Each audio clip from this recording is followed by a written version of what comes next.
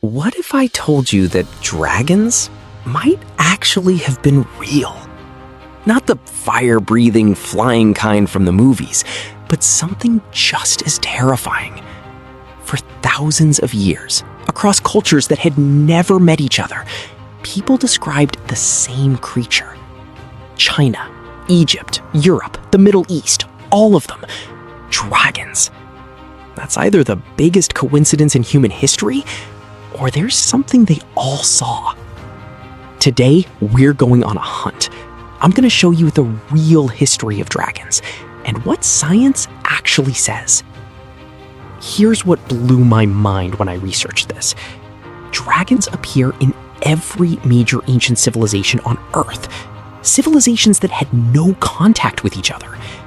The ancient Egyptians described a pep, a monstrous serpent creature from the 8th dynasty, as far back as 2181 BC. In ancient China, dragon mythology dates back to the Shang dynasty. That's 1520 BC. In Persia and Iran, dragons were called Azidahaka, the Great Avestan Snake, a gigantic serpentine beast. And in medieval Europe, a wingless dragon called the Lindworm was so terrifying that a local duke paid to build a stone tower just to trap it. So the question is, why did every civilization independently come up with the same creature? Science has a fascinating answer. For millennia, no one knew what to make of the giant bones occasionally unearthed around the world, and dragons seemed like a perfectly logical explanation. Adrian Mayer, a classical folklorist and historian of ancient science at Stanford University, has spent years on this exact question. She argues that ancient people conceived dragons and other mythical creatures after finding fossils of even more ancient creatures. In China, as far back as 300 BC, a historian named Chang Kuo documented the discovery of dragon bones in Sichuan province. These so-called dragon bones were so valued that they were ground up and used as medicine for centuries. When Western scientists finally examined these bones in the 19th century, they found they were fossil remains of extinct Cenozoic mammals. And here's where it gets insane. Western investigation of Chinese dragon bones led directly to the discovery of Peking Man, one of the most important fossil discoveries in human history. In 16th century Austria, people found a fossilized skull and believed it proved the existence of the Lindworm dragon. It turned out to be a woolly mammoth skull. A woolly mammoth, not a dragon. But you can absolutely see why someone in the 1500s would think otherwise. But here's something most people don't know. There is a real dragon alive on Earth right now. The Komodo dragon. It's the largest living lizard on the planet, growing up to 10 feet long and weighing up to 300 pounds. And before Western scientists discovered them in 1910, rumors of a gigantic dragon-like lizard on the Lesser Sunda Islands of Indonesia had been circulating for years. Their saliva contains over 50 types of bacteria, and in 2009, researchers confirmed they are also venomous, with glands that release anticoagulants preventing their prey's blood from clotting.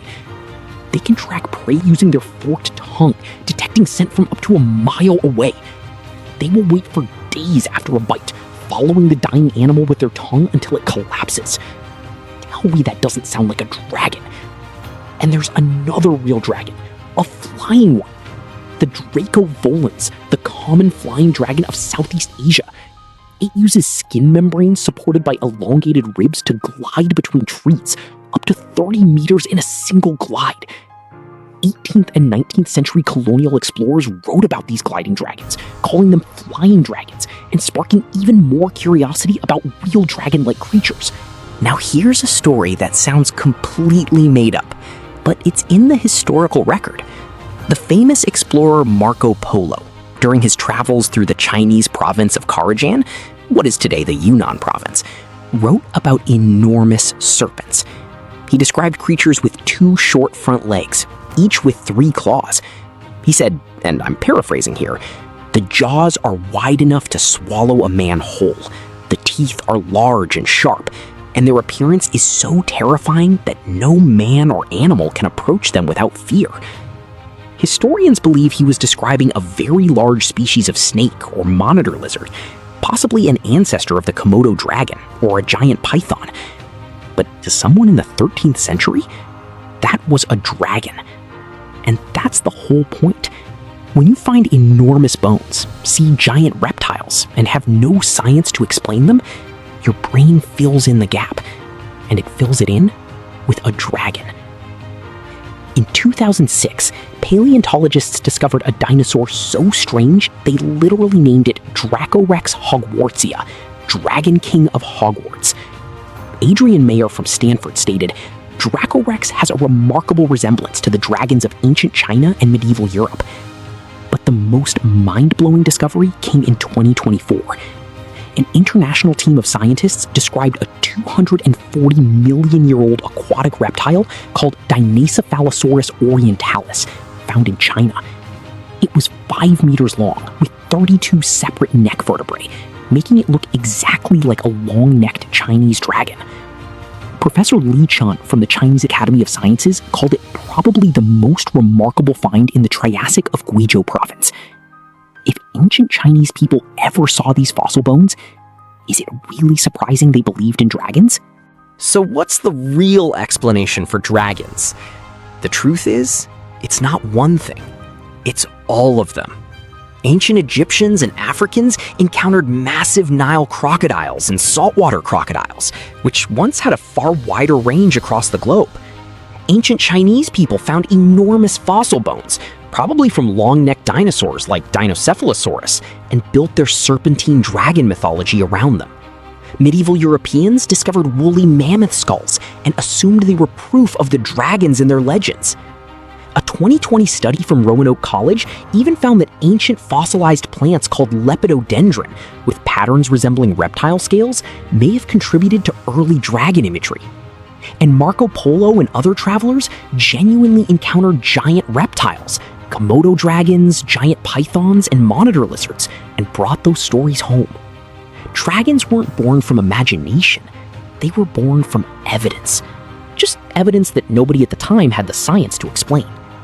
So, were dragons real? Not the fire-breathing, wing-spreading, gold-hoarding kind, but the idea of dragons? That was absolutely real. And it came from real creatures, real fossils, and real fear. The Komodo dragon is alive today. The Draco volans glides through Asian rainforests today. And somewhere underground, there are probably fossils we haven't found yet that are going to make us rethink everything again. If you want more facts that sound completely made up but are 100% true, subscribe to FactQuest. I'll see you in the next one.